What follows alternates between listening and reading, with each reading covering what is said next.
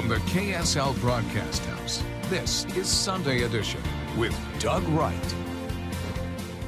Hey, good morning and welcome to Sunday Edition and a very happy Father's Day to you. We appreciate you joining us. We've got a lot to talk about on today's program, and that includes a conversation a little later on with our 2nd District Congressman, Chris Stewart. Of course, we're going to talk about the Grand Staircase and Bears Ears monuments and what seems to be in the offing for the state of Utah. But before we talk with our congressman, we'd also like to talk about the Church of Jesus Christ of Latter-day Saints announcing the next chapter in its ongoing relationship with the NAACP. It's another beginning of another chapter of our relationship. So many of us across the country profess Christ, but not enough of us truly walk in his life. It's interesting that this announcement comes in this particular month at this particular time. It's been about a year since the tragedy with George Floyd. Also, this is Juneteenth this month. And it'll be interesting to see what kind of progress we have made and what yet needs to be accomplished. And we really appreciate James Jones joining us, and he is a member of the Church of Jesus Christ of Latter-day Saints. Also does an interesting podcast called Beyond the Block. Focuses on perhaps some of the marginalizing within the LDS culture. And James, thank you so much for taking the time to join us this morning on Sunday Edition. Thanks for having me. Really appreciate it. First of all, maybe I could get your take. I'd like to hear a little more about your podcast for our viewers, but also how much progress have we made, are we making right now? And then a little later on, we'll talk about what is yet to be done. But tell us about your podcast and how are we doing so far? So the podcast Beyond the Block is basically a podcast that is designed to center the marginalized in Mormonism. I have seen a need simply to make sure that through the different hermeneutics of people on the margins, there needs to be a conversation that centers them so that they feel they have a place in the church. So, me obviously being a Black member, I bring the Black hermeneutic to the conversation of what the gospel might look like for people that look like me. My co-host, Brother Derek Knox, is a queer man, so he brings that hermeneutic. And even though it's just the two of us, we make an effort to center as many of the marginalized communities as we can. And thankfully, since we've started, there have been other programs that have started in a similar vein, like the Faithful Feminists, who center the female perspective in Mormonism, and shows like Holy Human that center even the disabled community in Mormonism. So all this is to the end of making sure that the least of these have a voice in the gospel of Jesus Christ and in our faith community. For those who have been marginalized, feel that they have been marginalized as well, how much progress, in your opinion, has been made? Quite a few announcements and quite a few actions have been taken, but I'm always interested about the real progress on the ground for those that truly do feel marginalized.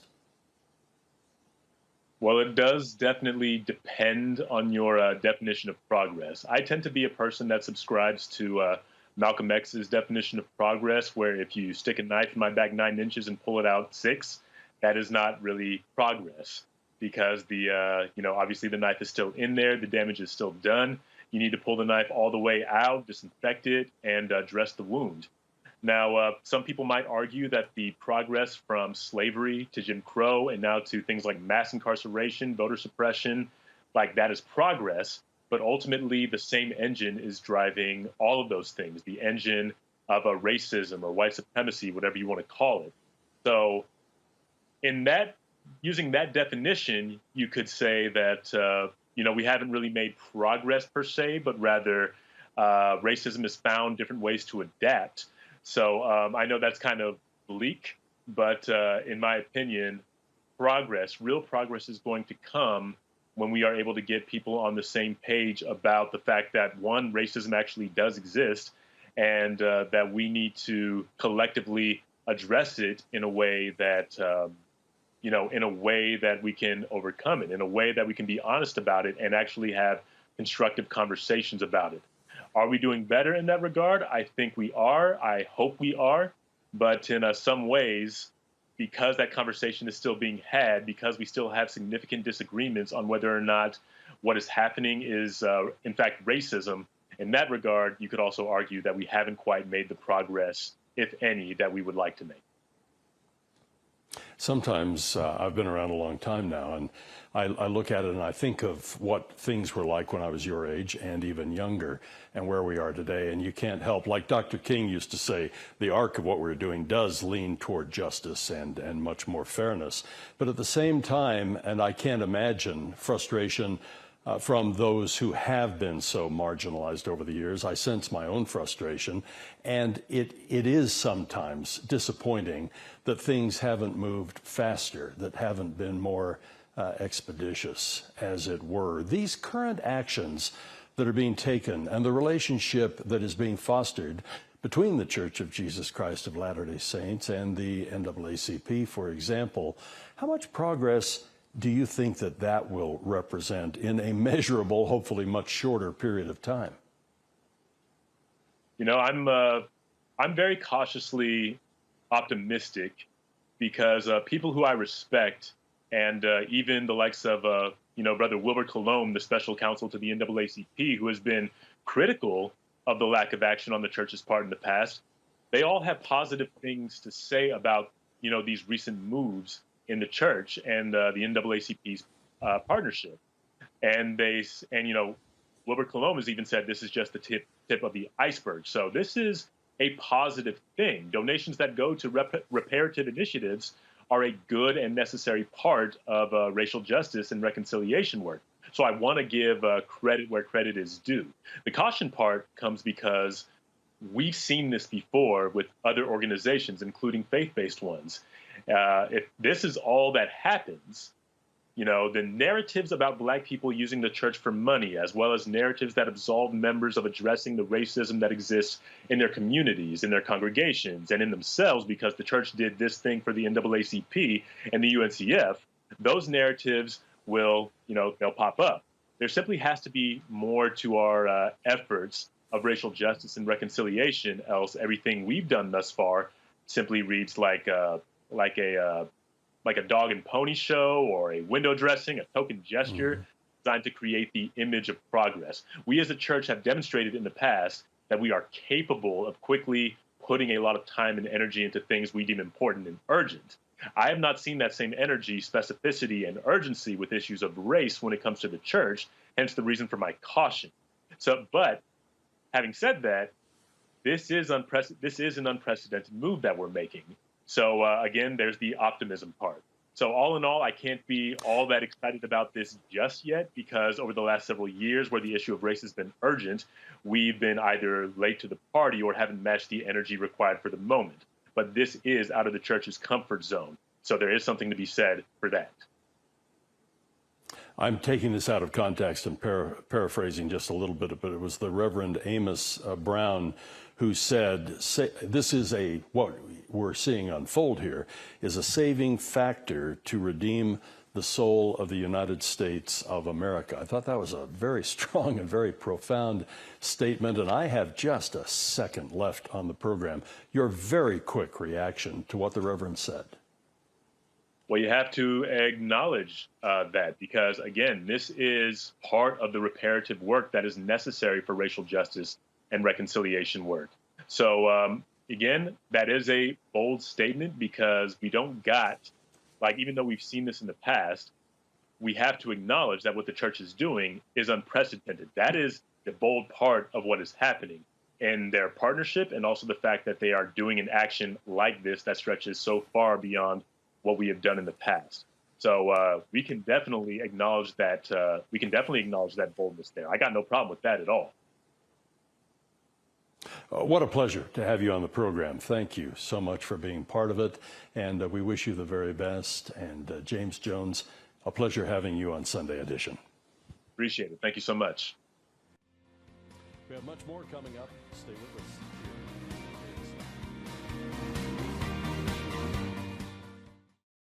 So many things have transpired over the last several years that on one level have been absolutely heartbreaking and shocking when it comes to issues of race and prejudice. But some other things, too, have brought some hope into our lives and hopefully into our culture and society.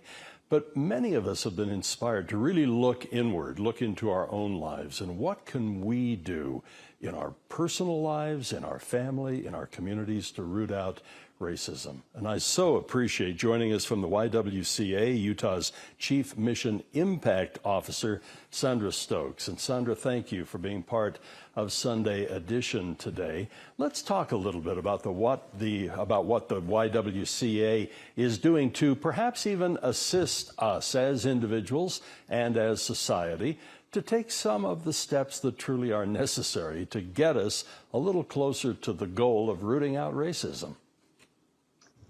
Thank you for that opportunity. Well, part of the opportunity is our call to action for ourselves as a campus. So part of our mission is really looking at how do we navigate Salt Lake City? How do we navigate and provide services as a domestic violence shelter?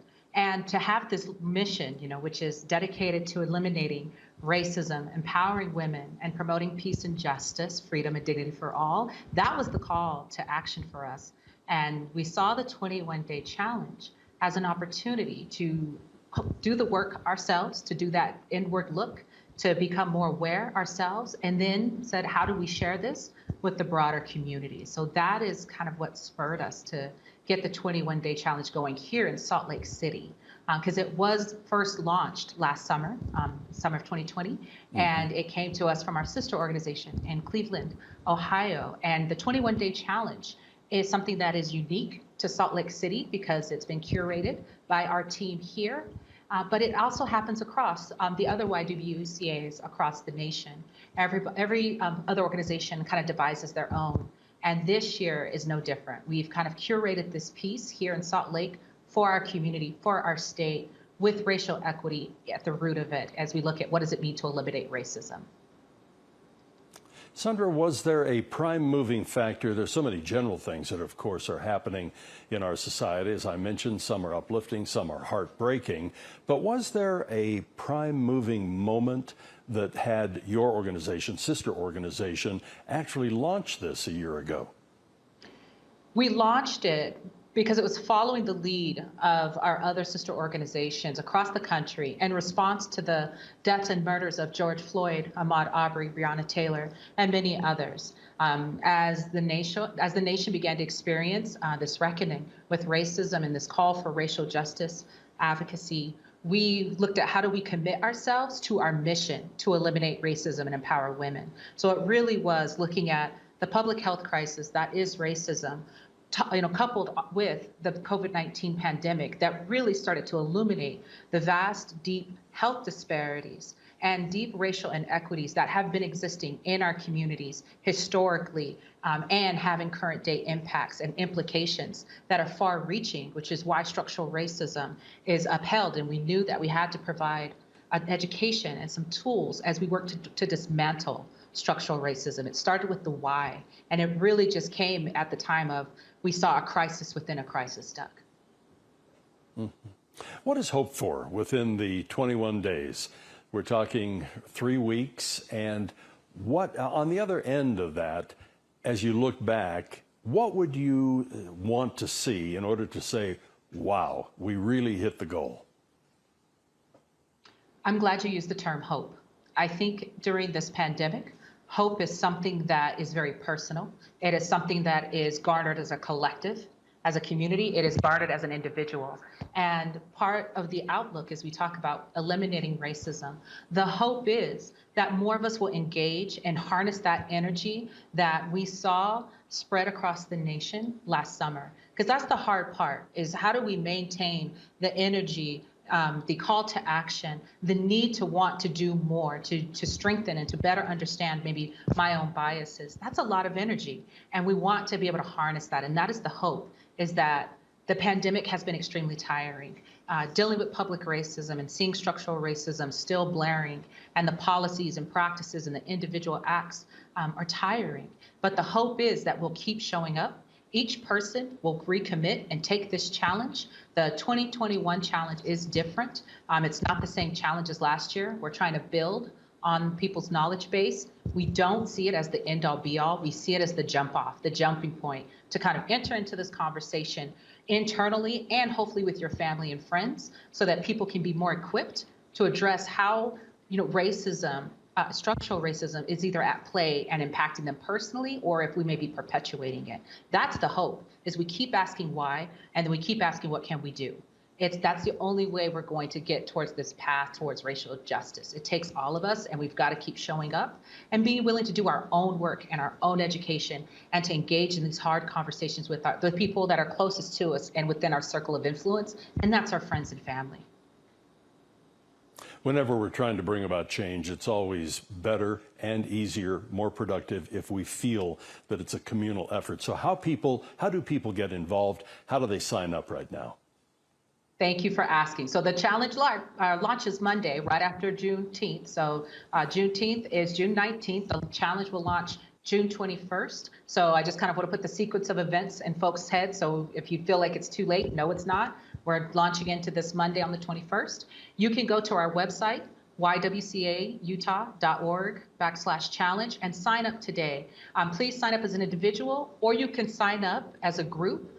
You can sign up as a group if you're going to take some friends, families, or as a group of coworkers, or as a business yourself. So you can sign up. It's free, and it really does make it easy. Whether you have 5 minutes or you can dedicate an hour each day, 5 minutes a day, or even up to an hour each day, there is something you can learn and to further understand what racial equity and social justice is. And again, this is not the end all be all. We've had some brilliant folks produce some compassionate, kind, and very interesting content. It's been a collective knowledge base and gathering of this content, but we really just want folks to, jump in, get involved. It's free, and keep that energy, keep nurturing that drive, keep showing up and asking, what can I do? What is my call to action? Where do I fit in, and how may I be perpetuating racial inequities? And if you can learn it, you can unlearn it. Thank you. Sandra Stokes, thank you for being part of the program today. And Congressman Chris Stewart is coming up next. What are the futures of our various monuments?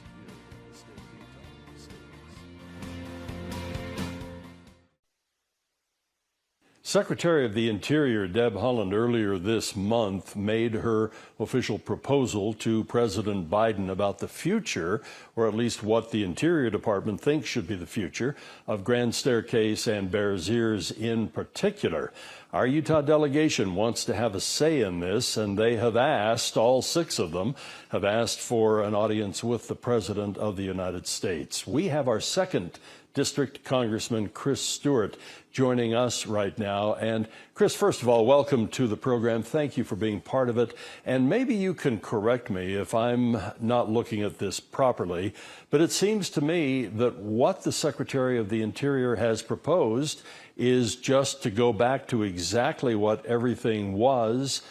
And does this not set the stage for a future Republican president to revisit it? In other words, just a ping-ponging back and forth of this issue with a change in administrations. Yeah, that's exactly right. That's the position that she is setting up, and it's the worst possible outcome. It's bad for the community. It's bad for the tribal interests. It's bad for the state. And honestly, it's bad for the country as well to have this kind of uncertainty, which is why we've worked so hard with Secretary Haaland in order to try to persuade her and help her understand what this really means to the state of Utah. When she came to visit with us, Doug, I think you and I talked about that, and I said she seemed very sincere.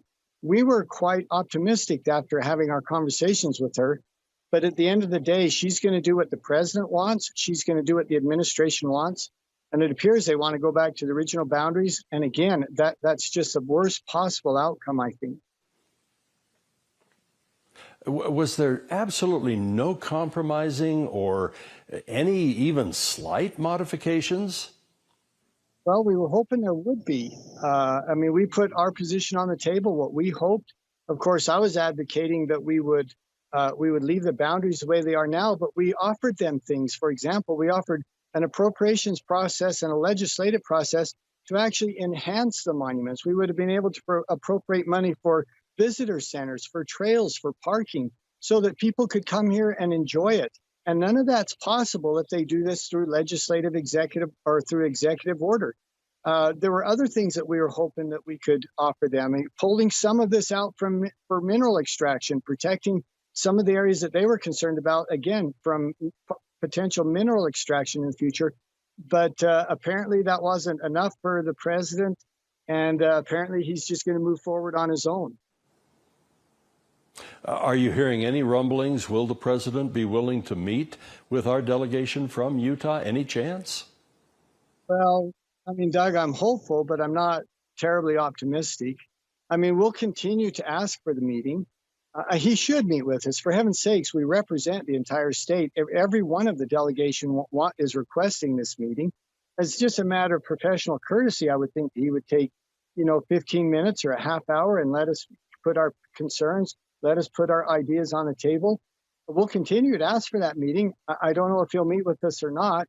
And I guess if he doesn't meet with us, that's an indication of where his thinking is and what his priorities are. And it really may be that he just doesn't care that much about Utah and our interests. And I think he's kind of kowtowing to the environmental interests and some others who don't live within the state. But we hope, Doug, he'll take a moment and just let us put our argument. It concerns me so much because this has been such an ongoing issue, especially when you go back a grand staircase. But you look at all of the executive orders, Republican, Democrat, back and forth. And anything that can be done with executive order can be undone with executive order. And you do wonder, and how would you not think that this just sets us up for more controversy? And the next time there is a Republican president, that this too could then be reversed. That's exactly right. And Doug, the way for this to be settled, the appropriate place for this to be settled is in the Congress. We represent the people. We represent these states. The last place it should be decided is from the executive. And the second worst option is in the courts, because of course this will be litigated. Let Congress decide. Let me work with my Democratic colleagues and see if we could work out a compromise, because I'm certain that we could. I'm promised that we could. But once again, we can't do that if the president takes the option off the table and just does it himself. Congressman, we wish you a very happy Father's Day. Thank you for being with us today on Sunday Edition. And that does it for our program and music and the spoken word. That's coming up next.